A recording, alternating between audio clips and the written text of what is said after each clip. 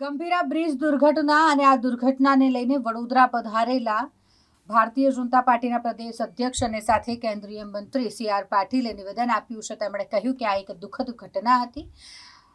મૃતકોના પરિવારજનો સાથે મારી સંવેદના છે. કસૂરવારો સામે કડકમાં કડક પગલાં લેવામાં આવશે.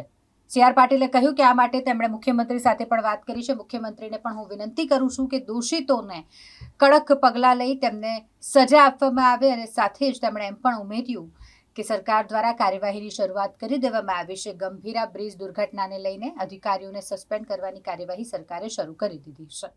કોઈ પણ બનાવ જ્યારે બને છે ત્યારે સરકાર એ કોઈની પણ હોય એ ચોક્કસ થોડી ઇન્ક્વાયરી કરતી હોય છે, પણ હું આપને એમ કહીશ કે આની અંદર પગલાં લેવાના શરૂ કર્યા છે. ગુજરાતના માનનીય મુખ્યમંત્રી શ્રી ભૂપેન્દ્રભાઈ પટેલ એમણે પણ કેટલાક અધિકારીઓને સસ્પેન્ડ પણ કર્યા છે અને હું પણ એમને વિનંતી કરીશ કે જરૂર એમાં કડકમાં કડક પગલાં લે. દોષિતોને કોઈ પણ હાલતમાં છોડવા જોઈએ નહીં.